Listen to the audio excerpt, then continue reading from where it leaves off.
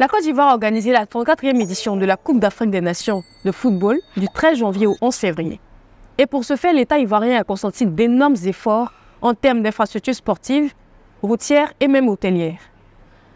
On parle là de 1 milliard de dollars, soit 500 milliards de francs CFA. Et la CAN a accumulé près de 2 milliards de téléspectateurs à travers le monde, ce qui est 4 fois plus que l'édition précédente au Cameroun. Et plus de 2 millions de visiteurs venus assister à la CAN en Côte d'Ivoire. La rédaction de VNews, à travers cette émission, voudrait revenir sur l'organisation de cette compétition. Nous allons passer au peigne fin, la qualité des infrastructures, l'engouement auprès du public, l'affaire des tickets, la participation des médias, le niveau technique des 24 équipes et enfin, le vainqueur de cette compétition. Pour ce faire, nous sommes au somptueux restaurant Comanche, 6 à Cocody, André 8e tranche, avec nos spécialistes de la rédaction de VNews, M. André Abba et M. Aimé Titigei. Bienvenue sur le plateau. Merci, bonjour. Bonjour.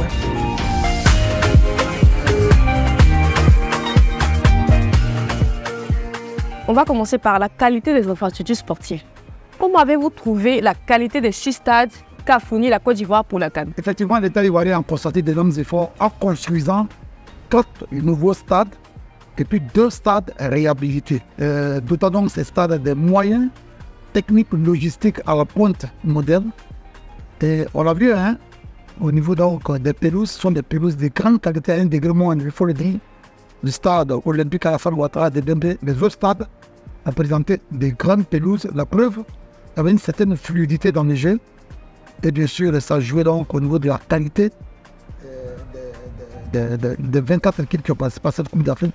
Tout au long de cette émission, on en parlait. Et vous, M. Abba, vous qui avez assisté de bout en bout à la compétition de la CAN, comment avez-vous trouvé les infrastructures sportives pour commencer? Écoutez, les infrastructures étaient d'une qualité vraiment exceptionnelle et les experts de la CAN qui sont venus régulièrement pour s'enquérir de l'évolution des stades ont trouvé que c'était des stades qui pouvaient abriter une Coupe du Monde. Ça veut tout dire et je pense que la Côte d'Ivoire a mis énormément de moyens, donc il fallait que les pelouses soient de qualité pour organiser une compétition comme la CAN de qualité. Tous les visiteurs qui sont venus, tous les spectateurs et tous les acteurs qui ont pris part à cette compétition, qui étaient sur les pelouses, n'ont pas parlé mal des différentes pelouses, des infrastructures sportives, surtout des stades de la Côte d'Ivoire. Je pense que c'est du mérite de l'État ivoirien et surtout du COCAN. Ça, c'est pour ne parler que du stade des BNP, mais on a dit tantôt que l'État ivoirien a consenti d'énormes efforts en termes d'infrastructures routières aussi. Comment avez-vous trouvé la qualité des infrastructures routières, à votre avis? Ouais, c'était de bonne qualité. Je prends l'exemple de Boaké. Boaké qui a en son sein des stades de la paix de Bordeaux, 40 000 places. L'État ivoirien a élargi et accompagné la route de Yamoussoukro à Boaké d'une qualité exceptionnelle. Il faut noter que vous avez testé ces routes aussi, vous. Oui, bien sûr, nous sommes allés regarder les matchs côté du stade de la paix de Boaké, notamment ce gros câble de finale entre la Côte d'Ivoire et le Mali. Du Yamoussoukro à Boaké, on roule à la limite entre guillemets à tableau ouvert. Et puis, sans oublier aussi l'engrandissement de l'infrastructure unitaire qui part de Benjerville jusqu'à Nyama, notamment la Y4. C'était une route exceptionnelle. Tous les visiteurs en ont bien parlé. Mais sans oublier aussi la route qui mène de la zone industrielle jusqu'au stade de BNP. C'était exceptionnel. On roulait 3 fois 2 voies. Moi, je pense que l'État, comme on l'a dit, en dehors donc des infrastructures sportives, de la qualité donc des stades, au niveau routier, il y a eu d'énormes efforts qui ont été consentis et c'est tout bénéfice de cette organisation. Et vous, M. Abba, on a parlé aussi des infrastructures hôtelières. Est-ce que nos invités ont été à l'aise? Ils ont été bien reçus? Comment ça s'est passé? Oui, je pense que tout n'est pas surprenant à mon avis. Tous ceux qui sont venus dans les hôtels, il y a eu l'hôtel président à Yamoussoukro qui a été réhabilité à coût de milliards. Il y a eu l'hôtel Ivoire qui a été également réhabilité. Les différents hôtels qui sont sortis de terre à Abidjan comme à San Pedro, à Boaké et à Korogo, de citer que ces 3 villes-là. Je pense que les visiteurs qui sont venus, les équipes, les délégations qui sont venues en Côte d'Ivoire sont retournées satisfaites et je pense que c'est important pour une telle compétition comme la CAN parce que sans infrastructure hôtelière, sans commodité de logement, je pense qu'on n'aurait pas pu avoir une bonne CAN de ce genre chapeau à l'État qui a quand même consenti encore, comme on le disait, au niveau des infrastructures, beaucoup de moyens pour pouvoir avoir, en dehors des hôtels, il y a eu quand même les cités Cannes, et ça, il faut le dire. Il y a des cités Cannes qui ont permis à des équipes d'être logées, à des délégations d'être logées, et je pense que c'est des cités Cannes de qualité, et ce sera encore tout bénéfiquement pour la Côte d'Ivoire à travers d'autres compétitions de ces gens qui vont être organisées dans les années à venir. Juste à réaliser, Marielle, Oui. à la suite de M. Abba, au niveau des infrastructures sportives, il faut noter que c'est la première fois qu'au niveau de l'organisation d'une compétition de telle envergure, qu'on voit 24 terrains d'entraînement sous d'autres cieux, dans des terrains que les équipes se disputent. Si une équipe s'entraîne à 10 heures, on entend la première équipe que notre équipe s'entraîne, mais en Côte d'Ivoire, 24 participants, 24 terrains d'entraînement, et c'est hyper important de les surveiller. Je pense que tous les pays qui sont venus ont apprécié, en dehors donc des stades qui étaient très beaux, avec les pelouses. Les équipes participantes ont eu chacune un terrain d'entraînement. Et c'est très important à souligner. Merci de l'avoir souligné. On va aller sur un autre point, le succès populaire autour de cette CAN. On a pu tout le remarquer, la CAN a été la plus hypée jusqu'à présent. Est-ce que vous pensez, vous, que le public a été au rendez-vous dans les stades? Marielle, vous avez vu certains matchs, et j'en témoigne des matchs qui ne concernaient pas la Côte d'Ivoire, les éléphants de Côte d'Ivoire.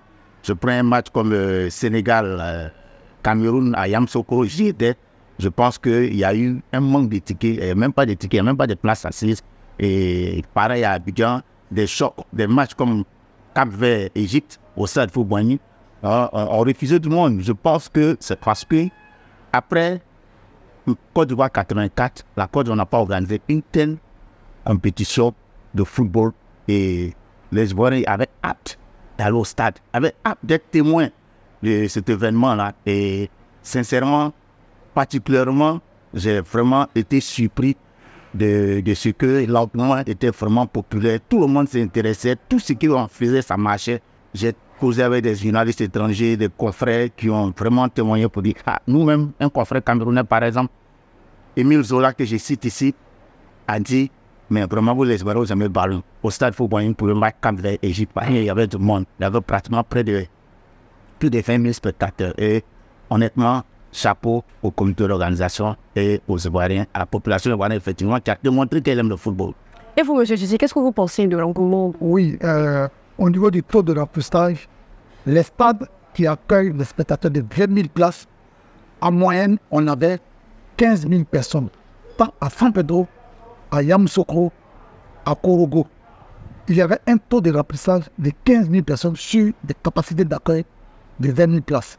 C'est énorme. Et le pic a été atteint avec les matchs de la Côte d'Ivoire où on a cassé la baraque. On a vu pour preuve la finale.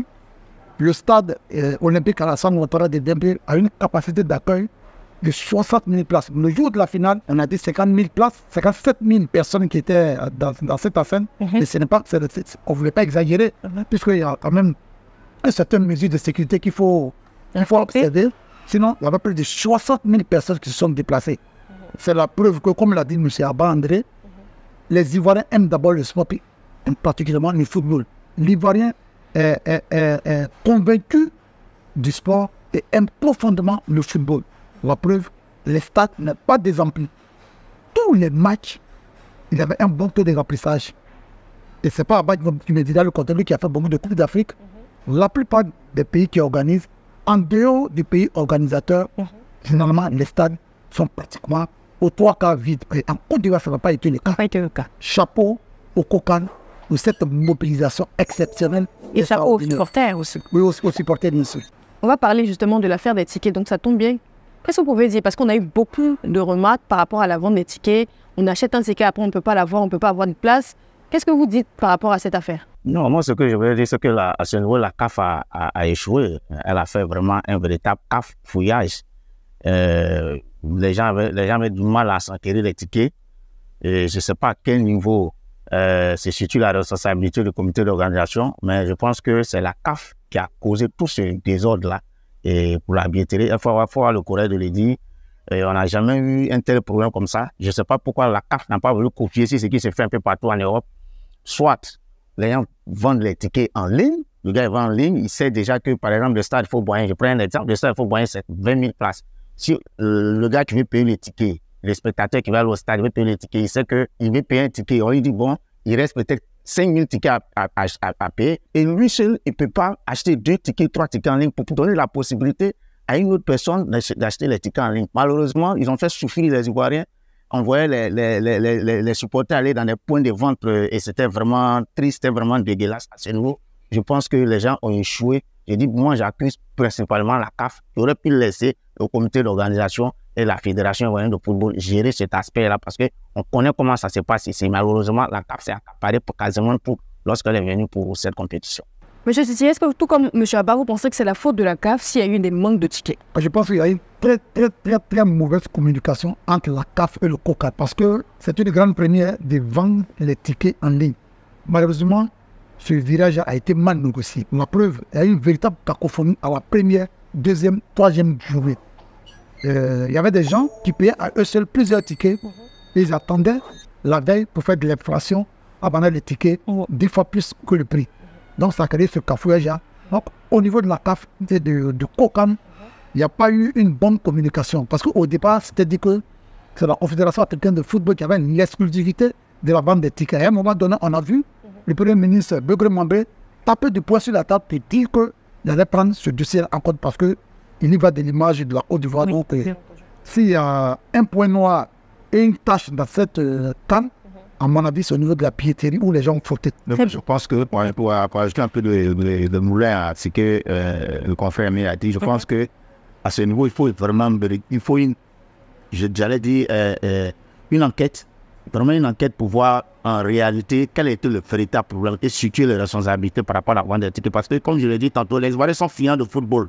La CAN, ce n'est pas chaque année on l'organise dans un pays. Et les gens ont envie d'aller au stade. Mais combien de personnes appelaient les gens, on veut ticket. Les gens payent des tickets à des prix exorbitants. Un ticket de 5 000 francs qui est vendu à 40 000 francs, 45 000 francs, c'est pas normal. C'est pas normal. Il faut donner la possibilité aux gens d'aller vivre leur passion, d'aller vivre leur amour pour le football, d'aller supporter l'équipe qu'ils veulent. Malheureusement, il y a eu des difficultés et c'est dommage qu'on en arrive là. Et c'est vraiment une tâche, un véritable problème pour la CAF. Il faut qu'à l'avenir, c'est une des choses, notamment la CAN 2025, qu'on ne puisse pas vivre ça. Au niveau des équipes, le niveau technique et le vainqueur de cette CAN, on va en parler. Monsieur Abba, pensez-vous qu'il y a eu des déceptions au niveau des équipes? Oui, évidemment, au niveau des équipes, il y a eu beaucoup de déceptions. Je vais citer la première déception, pour moi, c'est le Sénégal qui est venu en Côte d'Ivoire en tant que tenant du titre. Et ils ont quand même des joueurs de qualité, techniquement doués, avec un groupe homogène, quasiment l'équipe qui a remporté la CAN de l'édition précédente au Cameroun. Donc, l'équipe du Sénégal m'a vraiment déçu. Malheureusement, elle est tombée sur une équipe de la Côte d'Ivoire qui avait beaucoup à démontrer après le premier tour de la compétition où elle a failli être éliminée. Et le Sénégal m'a déçu. Pour citer avec le Sénégal, je dirais le Cameroun. Le Cameroun qui reste sur sa dernière compétition à domicile en tant que troisième est venu en Côte d'Ivoire dans l'esprit de venir remporter, entre guillemets, le trophée chez ses beaux-parents. Malheureusement, ils ont été éliminés par une équipe du Nigeria qui est partie en finale après. En plus, avec le Cameroun, je pourrais citer le Maroc. Le Maroc qui m'a laissé sur ma faim, demi-finaliste de la Coupe du Monde, qui avait pratiquement tout. Et pour arriver plus loin dans cette compétition, malheureusement, elle est rentrée plus tôt que prévu. C'était une déception pour moi de voir le Maroc être éliminé en huitième de finale par l'Afrique du Sud de 2-0. Et en plus du Maroc, bon, il y a le Ghana qui m'a aussi déçu, qui a pratiquement joué en deçà des qualités qu'on connaît des joueurs qui évoluent dans les grands championnats européens. Vraiment l'Égypte, pour compléter mes équipes de déception, l'Égypte et l'Algérie qui sont venus avec l'ambition d'aller un peu plus loin dans cette compétition. Mais malheureusement, ces équipes maghrébines, pour dire que l'Égypte et l'Algérie n'arrivent pas à démontrer ce qu'ils savent faire dans les pays, les pays subsahariens où se déroule la CAN. Donc, je ne suis pas trop surpris de leurs mauvaises prestations. Par contre, des équipes comme le Cameroun, le Sénégal, et le Ghana m'ont vraiment déçu au niveau technique, de la qualité des jeux qu'ils ont produit au cours de ces compétitions. Est-ce que vous partagez son avis? Oui, je partage largement son avis avec les équipes qu'il a citées. Sans oublier les stars et les vedettes très attendues, notamment Riyad Mahrez, du côté de l'Algérie. De City, il est allé donc en Arabie Saoudite, il est venu avec pratiquement très handicapé, il nous a rien montré. Ensuite, avec lui, il faut citer l'Égyptien Mohamed Salah, qui lui a été doté d'une grande réputation parce que venant d'un grand club qu'on appelle Liverpool. Malheureusement, Mohamed Salah n'a rien montré. La preuve, il est parti il est parti très handicapé avec une blessure.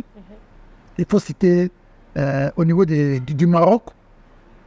Le Maroc, on nous a vraiment dessus parce qu'on attendait effectivement du Maroc qui constitue un bloc type dans cette équipe du Maroc avec Achraf Hakimi qui joue au Paris Saint-Germain, qui lui-même a raté un penalty. Et ce penalty a été cher au Maroc. Le Maroc a été éliminé par l'Afrique du Sud. Le Maroc a oublié que nous ne sommes pas la Coupe du Monde, nous sommes la Coupe d'Afrique. C'est plus difficile de jouer sur le continent africain que de jouer de l'autre côté parce que en Coupe du Monde, le Maroc était derrière et plaçait des roches. Mais cette fois-ci, le Maroc était attaqué. Donc, c'est fait. Mais pensez-vous qu'il y a eu des surprises au cours de cette CAN? Parce qu'on appelle la CAN. Oui, il y a eu des surprises. Mais moi, je voulais réagir, excuse-moi, mais il voulait réagir un peu sur. Il a parlé des joueurs. Et moi, je pense que les joueurs, la plupart des équipes qui sont venues, beaucoup aujourd'hui sont exportés du côté de l'Asie. C'est ça, du moyen en Arabie Saoudite, par exemple, où le plus de joueurs qui vont. Parce que là-bas, il n'y a pas d'élite. Il n'y a pas d'élite. Et les joueurs qui évoluent là-bas, on a vu, il y a des exemples. Il a cité Mahrez. En plus de Mahrez, je parle de Seko Fofana, par exemple. Kalilou Fatiga. Il y a beaucoup de joueurs, on n'a pas d'élite, même le gardien Sadio Mané. de l'équipe du Sénégal, et Mendy, qui sont revenus. Vraiment, physiquement, ils ne peuvent pas jouer une telle compétition comme la CAN. Parce que ici, la CAN, c'est toute une dimension. Franchement, c'est toute une dimension parce que évoluer dans le golf et puis venir jouer des championnats comme la CAN, vraiment, il faut être vraiment prêt. Là-bas, il n'y a pas d'élite. Et je sais pourquoi aujourd'hui, il y a beaucoup de footballeurs qui sont partis, qui sont en train de chercher à revenir en Europe. Il y a Sadio Mané qui était annoncé à Marseille. Il y a beaucoup de joueurs qui veulent revenir en Europe parce que jouer là-bas, honnêtement, il n'y a pas d'élite. Et c'est ce qui a fait défaut dans certaines équipes comme le Maroc. En plus, le Maroc, il y a l'Algérie. Et le Sénégal est un exemple. Le Cameroun également. Il y a beaucoup de joueurs de leur effectif qui jouent dans ce pays, dans le pays en Arabie Saoudite, au Qatar et autres. Donc, quand ils viennent, vraiment, c'est difficile pour eux. Et c'est ce que je voulais ajouter pour que...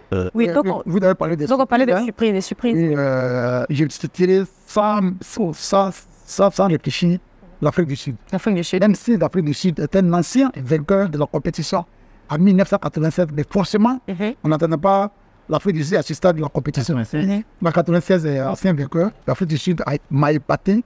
L'Afrique du Sud a fait un très bon parcours, est allé jusqu'en demi-finale. L'équipe de l'Afrique du Sud a été éliminée en demi-finale par le Nigeria. Est allé jusqu'en finale. Mais coup de cœur ont été l'équipe de la Namibie, l'équipe de la Mauritanie, qui pour la première fois de leur histoire se sont qualifiés pour le 8e de finale d'une Coupe d'Afrique. Et puis ensuite, je citerai l'équipe du Cap-Vert, les Requins Bleus, mais eux, ils nous ont habitués depuis un moment à passer le cap des 8e de finale, les Requins Bleus, avec un groupe. Et la particularité de ces équipes que je cite, c'est que la plupart de ces joueurs jouent le championnat local. Donc ça fait que ça constitue un bloc équipe. André a dit un peu les déceptions, on ne va pas revenir dessus. Oui. Donc voilà les équipes qui nous ont agréablement surpris. Justement, André, pour vous, quels ont été les favoris de cette CAN? Nous, en tant que... Bon, je ne vais pas personnaliser, mais la Côte d'Ivoire, en tant que pays organisatrice de la CAN, était déjà dans le favori parce que elle a des joueurs quand même de qualité qui étaient au moins vus dans le dernier carré. Dieu merci, cette équipe arrivait en finale jusqu'à aller la remporter. Le Nigeria était parmi les quand même. Le Nigeria arrivait à prendre la CAN un peu avec quelques appréhensions, mais j'ai toujours dit que c'était l'équipe qui avait la meilleure attaque en Afrique actuellement, en Europe, qui évolue en Europe, dont les joueurs évoluent dans les grands championnats, qui marquent des buts. Ils avaient même des difficultés, des joueurs même qui ne sont pas venus, pour lesquels j'ai été surpris. Amorefi, par exemple, de Nantes, qui n'était pas à la CAN. Et j'avoue que le Nigeria a une très bonne attaque. Les favoris, également, il y avait Non, c'est tout, les plus de favoris. Les favoris qui devaient être là ont été éliminés malheureusement avant les demi-finales. Les équipes qui étaient à la dite outsider, telles que l'Afrique du Sud, la RD, Congo, sont arrivés quand même dans les derniers carrés. Je pense que cette CAN a montré, à mon avis, beaucoup de surprises et la Côte d'Ivoire est une avec sa qualification miracle. Ouais, je pense qu'au départ de cette compétition, les équipes qui étaient données favorites, il y avait le pays détenteur du trophée, le Sénégal. Ensuite, il y avait le Maroc, grandissime favori parce que le Maroc sortait d'un grand mondial. Il fallait citer à la suite maintenant les équipes qui sont habituées au dernier carré, le Cameroun notamment, l'Égypte, qui est en compétition africaine. L'Égypte a tué le top de top. Mais ça, c'était avant le début de la CAN. Mais pendant la CAN, ces équipes-là ont montré leurs limites. L'Égypte a été rapidement éliminée, le Cameroun a été rapidement éliminé, le Maroc malheureusement a été éliminé rapidement. Et on l'a dit, on allait de surprise en surprise. Une équipe comme la Côte d'Ivoire, c'est vrai, la Côte d'Ivoire est pays hôte, mais Jean-Louis Gasset, l'ex-sélectionneur national de cette équipe, Jean-Louis Gasset a dit très tôt que la Côte d'Ivoire est placée dans les pays outsider. Il a dit très tôt que la Côte d'Ivoire n'était pas favori. Outsider, c'est-à-dire que la Côte d'Ivoire n'était pas favori. Et l'équipe de la Côte d'Ivoire a démontré, qu'on va en parler tout à l'heure, on est passé par toutes les sensations émotionnelles avec la Côte d'Ivoire. La Côte d'Ivoire qui était pratiquement au bord du cimetière, la Côte d'Ivoire qui se réveille grâce à cette victoire du Maroc sur la Zambie, et la Côte d'Ivoire qui va crescendo, et la Côte d'Ivoire qui est fort. Je pense que ça a été une des grandes leçons de cette 34e édition de la Coupe d'Afrique des Nations. La Côte d'Ivoire, à travers son fighting spirit, un nouvel état d'esprit, si et seulement si ce nouvel état d'esprit pouvait rester à jamais dans cette équipe ivoirienne, je pense que cette équipe va être difficilement être battue dans les compétitions parce que c'est un nouvel état d'esprit que la Côte d'Ivoire nous a amené. Et donc, pour vous, je m'adresse à vous deux. Quels sont les joueurs qui ont excellé pendant cette CAN pour vous? Je commence par le vainqueur. Au niveau du vainqueur, il y a un joueur, à mon avis, en cette année 2024, si on y prend garde, il risque d'être un des ballons d'or, le ballon d'or africain. S'il brille bien en son club Brighton, il s'agit de Simon Adingra. C'est un garçon qui n'a pas fait beaucoup de matchs avec la Côte d'Ivoire et qui a été très très décisif. Le numéro 2 nigérian ne l'oubliera pas de sitôt. Tellement il a phagocyté par ses dribbles. Aïna, le latéral droit gauche nigérian. Simon Adingra l'a phagocyté dans tous les schémas. Donc Simon Adingra, à mon avis, un jeune joueur qui a à peine 21 ans, 22 ans, il a créé l'écran. Notamment le libéro nigérian. William Trost, c'est ça? William Trost et Kong, qui franchement a été impérial. En même temps qu'il est impérial derrière, ça a été l'un des buteurs de cette équipe du Nigeria qui marquait chaque fois quand même les balles arrêtées au niveau des pénaltys.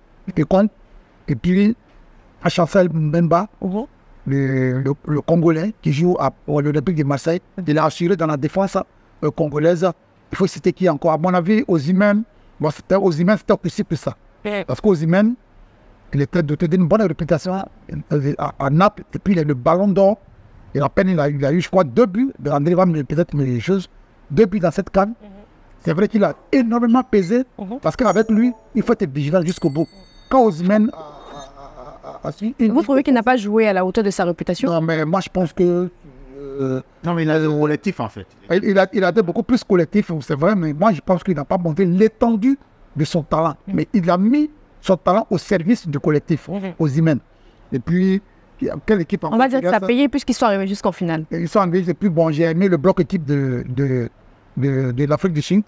L'Afrique du Sud avec comme Osatu, Mameldi Sanda et Orlando Pirates. Avec 8 joueurs. Avec 8 joueurs. Cette équipe n'a plus parce qu'elle est à Osatu local. Donc voilà un peu quelques bonnes surprises. Je voulais intervenir sur la qualité individuelle de certains joueurs qui ont participé à cette compétition. Moi, c'est vrai, il a parlé d'Osimhen, mais il y a plus Siri Jean-Michel.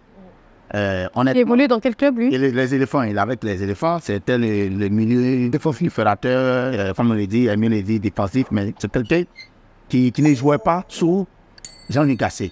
Et Faye MS est venu en tant qu'intérimaire Faye Mess lui a donné sa chance. Avec son âge de plus de 30 ans, mais il a été meilleur joueur d'un match. Il y a lui, il y a Odilon Kosonou, qui était aussi dans le placard, sous-gassé, mais que Faye Mess a sorti. On sait, c'est vrai, il a eu des cartons, il a eu des cartons rouges, mais il a apporté beaucoup de choses. Et dans cette compétition, un joueur comme le numéro 4 sud-africain Mokeyela, qui a lui seul pratiquement à éliminer le Maroc en 8e de finale, je pense que c'est quelqu'un qui m'a beaucoup épaté dans son propre au pays, malheureux sans don, mais il a été vraiment d'un apport très, je dirais, très important dans son effectif, dans l'équipe de l'Afrique du Sud. Et ces joueurs-là, ça me tolérerait qu'ils restent encore sur le continent africain. Il est capable de partir dans un bon club en Europe. On ne peut pas parler de la CAN sans parler de Hermès Fagné, celui qui a opéré la magie. Qu'est-ce que vous pensez de ce sélectionneur? Qu'est-ce que vous pensez de ce... Non, mais tu sais, moi j'ai toujours dit que dans la vie, il y a le brin des chances. Quand tu sais que, comme on le dit, le destin, vraiment, c'est, je dirais, c'est Dieu. Comme on le dit, rien ne se fait au hasard, c'est Dieu. C'était destiné que ce soit l'entraîneur local qui finisse la compétition. Pour moi, hein, personnellement, la compétition sur le banc des éléphants à la place d'un expatrié et remporter la CAN. Chapeau à Faye, mais honnêtement, pour parler plus sport, plus football, Faye Mess a été courageux dans ses choix. Courageux, notamment ne pas faire jouer par exemple Seko Fofana. Parce que Seko Fofana, il a un peu dispersé sur le terrain. Seko Fofana, il te bousille ton point tactique. Et franchement, il a eu raison. À plusieurs reprises, il a remplacé Seko Fofana. Et ses remplacements, il a eu des choix forts, des choix payants, des remplacements payants au cours de ses matchs. Et Faye Mess, j'assure que s'il continue comme ça et qu'il a la main libre, ce sera quand même l'un des meilleurs coachs que la Côte d'Ivoire aura eu, surtout en tant que technicien local. Mais en même temps, on oublie d'où vient Faye Mess. Hein. Oui. Il a été d'abord champion du monde U17 avec la France. Ensuite, il a gagné le Nigeria. Et puis, il a intégré ensuite l'équipe, il a fait le choix d'intégrer l'équipe nationale de Côte d'Ivoire au milieu de terrain. Il a joué la finale de la CAN 2006 en Égypte. Mais ce qu'on oublie, c'est que il a été entraîneur de U23 ivoirien. Il a échoué. Il a été éliminé par le Niger. Et on l'a construit en Côte d'Ivoire ici. Comment on le fait malheureusement. On l'a construit. On va parler du parcours de la Côte d'Ivoire. Monsieur Titi, comment vous avez trouvé le parcours des Ivoiriens, des éléphants? Les Ivoiriens ont commencé dans la poule avec une victoire face à la Guinée-Bissau de 2-0. On a trouvé une victoire poussive parce qu'on n'a pas produit un jeu de qualité. Ensuite, pour le deuxième match, le Nigeria est venu nous ramener à l'ordre en nous battant 1-0 avec le libéro nigérien qui marque le but. Et puis ensuite, il y a eu ce fameux match face à la Guinée équatoriale, troisième match de poule. Malheureusement, on prend une déculottée, une humiliation. Oui, une situation nationale. Et puis, c'est la grande déception dans tout le pays. Les Ivoiriens ont construit et hué, à la limite, voire même insulté, et m'excuse un peu pour nos internautes, les éléphants de Côte d'Ivoire. Mais il faut dire que l'histoire a failli se répéter parce que la dernière fois qu'on a organisé la CAN, la Côte d'Ivoire a failli sortir en 8e. Absolument. Et ce spectre était dans l'esprit de tous les Ivoiriens. Il ne faut pas que Côte d'Ivoire 84 se répète. Mais on a oublié aussi que Côte d'Ivoire 84, c'était 8 équipes. De 8 équipes, on a parti à 16 équipes. De 16 équipes, on a parti à 24 équipes. Avec 24 équipes, il y a des équipes qui sont repêchées. Et la Côte d'Ivoire avait un brin d'espoir, un brin d'espoir d'être repêché. Mais c'était difficile parce qu'on avait 3 petits points. Et un goal à virage. Un mauvais goal à virage de moins 4, je crois. Et ce brin d'espoir est venu du Maroc. Et après cette qualification divine, il faut le dire, la Côte d'Ivoire est allée crescendo. Mais qu'est-ce que vous répondez à ceux qui disent que le jeu de la Côte d'Ivoire, c'est un coup de chance? Est-ce que vous pensez que... Non, on a 1000 fois non. La chance ne visite qu'à ceux qui vont la chercher. La Côte d'Ivoire montrer, à partir de 8 ans, qu'elle est une grande équipe. Et là, il faut rendre honneur au chef de l'État qui a dit très tôt, la CAN, c'est chez nous, il faut que la Coupe reste chez nous, même si c'est la CAN de l'hospitalité. Et il a dit encore à ses visiteurs, jamais 203. Donc cette parole prophétique du chef de l'État, le premier capitaine, a impacté positivement cette équipe. Et pour revenir à l'équipe, je pense à mon avis qu'à partir des 8e de finale, la Côte d'Ivoire a été imbattable chez les Ivoiriens. C'est pas parce qu'il y a eu un changement d'entraîneur. Peut-être à quelque chose de marrant, bon, peut-être. peut-être. Le Gassé passait pas. Ça a été peut-être un électrochoc. Gassé, pour lui rendre hommage, hein, Oui. c'est Gassé qui recrute tous ces joueurs-là. Hein. Simon Adengra, Amani Laza, tous ces joueurs-là ne le connaissaient pas. Donc on va dire que Gassé a eu le coup d'œil pour les joueurs. Moi, je pense que la Côte d'Ivoire n'a pas eu un parcours de champion. Et on a commencé à croire à partir des huitièmes de finale quand il est éliminé le Sénégal. Quand la Côte d'Ivoire est éliminée le Sénégal, la confiance, l'humilité a prévalu, je pense. Mais dans ce genre de compétition, les grandes compétitions, Marielle, il faut savoir que, Emile a dit, la chance ne vise que ceux qui la provoquent. On a eu, peut-être à mon avis, le départ de Gassé a tout provoqué. Et la Côte d'Ivoire, à partir des huitièmes de finale, éliminé le Sénégal, éliminé le Mali, éliminé la de Congo, il restait bon. Et une équipe du Nigeria qu'on a rencontrée en match de poule, qui nous a battus, qui a battu les éléphants en match de poule. Oui. Mais ce que l'équipe du Nigeria avait oublié, elle bat la Côte d'Ivoire sans certains éléments qui ont joué la finale. Adengra, Alain, Osoni, Serijan Michael, qui n'était pas dans ce match contre le Nigeria. Et le Nigeria, c'est l'équipe qu'elle a battue lors des matchs de poule, la même équipe, les mêmes joueurs qu'elle allait retrouver sur le terrain. Et je pense qu'à mon avis, ça a joué un peu dans le côté tactique de cette finale-là. Et on a vu le résultat. Dans les coulisses, que la Côte d'Ivoire pourrait organiser la Coupe du Monde. Qu'est-ce que vous en pensez? Moi, je pense que c'est quand même un peu audacieux, quand même un peu gros, parce que nous avons eu l'avantage d'aller au Brésil en 2014 sur la Coupe du Monde.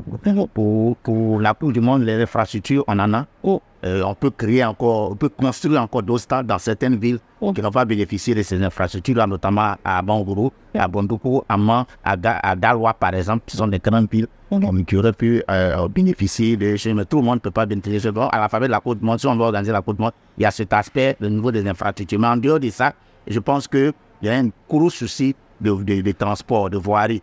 Quand je parle de voirie, je parle de moyens de transport. Et dans les pays où on organise la Coupe du Monde, le moyen de transport est très développé. Les métros, les tramways, comme on le dit, pour faciliter le déplacement des supporters, des gens qui vont venir, les délégations de venir. Donc tout ça là, il faut qu'on soit en mesure d'obtenir ça. Dieu merci. Il y a le métro d'Abidjan qui est en train d'être construit. Ce sont les moyens de déplacement qu'il faut une Coupe du Monde. Ce n'est pas forcément les infrastructures. Les infrastructures, il n'y a pas de problème. Les moyens de déplacement des supporters, des délégations qui vont venir sont très importants. Et puis je pense que quand on dit que la Côte d'Ivoire organise la Coupe du Monde, c'est un satisfait que l'opinion donne à la Côte d'Ivoire. On sort d'une compétition d'une telle avec. Et puis déjà, on fait une projection sur une Coupe du Monde. C'est la preuve que la CAN a été une grande réussite. C'est pour ça que nous avons fait ce genre de projection, comme André l'a dit, organiser une Coupe du Monde, il faut encore un peu plus. Mais c'est une façon de donner un satisfait à la Côte d'Ivoire. Comme vous le savez tous, la CAN prochaine se va se passer au Maroc. Quelles sont vos perspectives pour la CAN 2025? Commençons par vous. Moi, je pense que le Maroc, c'est notre deuxième pays. Hein. C'est notre deuxième pays de la Côte d'Ivoire. On a vu ce qui s'est passé à cette CAN sur la terre ivoirienne, où le Maroc et la Côte d'Ivoire avaient déjà de bonnes relations. Mais avec cette CAN, les relations se sont encore renforcées avec, entre guillemets, cette victoire, bon, c'est au coup de pouce. Mais je pense que c'est pas un coup de pouce de Maroc. Franchement, le Maroc voulait rester à San Pedro, être premier et ne pas rencontrer le gros bras. Donc le Maroc a joué franchement. Mais ça bénéficie à la Côte d'Ivoire. Mais je pense qu'au Maroc, si la Côte d'Ivoire a fait état d'esprit et qu'on part au Maroc, la Côte d'Ivoire peut continuer de gagner une quatrième étoile. Mais attention, le Maroc, je suis certain, le Maroc sera difficile à abattre, mais wait and see. Nous sommes à la dernière minute de l'émission. Monsieur Abba, est-ce que vous pensez que le Maroc pourra relever le défi que la Côte d'Ivoire lui impose? Pour répondre à cette préoccupation, je le dis, il y a eu l'avantage d'être au Maroc, à Casablanca précisément. Si c'est au niveau infrastructurel, de l'infrastructure sportive, le Maroc a ça, ça ne peut pas surprendre, puisque le Maroc se projette d'organiser la Coupe du Monde, je crois, en 2030. Ça ne m'étonne pas que le Maroc puisse mieux réussir la CAN, mais où je crains, je le disais tantôt dans mes explications, c'est au niveau de l'engouement. Parce que c'est le pays maghrébin, ça, il faut avoir le courage de le dire. Quand les pays ne jouent pas, quand l'équipe nationale de ce pays organisateur maghrébin ne joue pas, même si c'est passé au Maroc, les choses au Cameroun, les stades sont vides.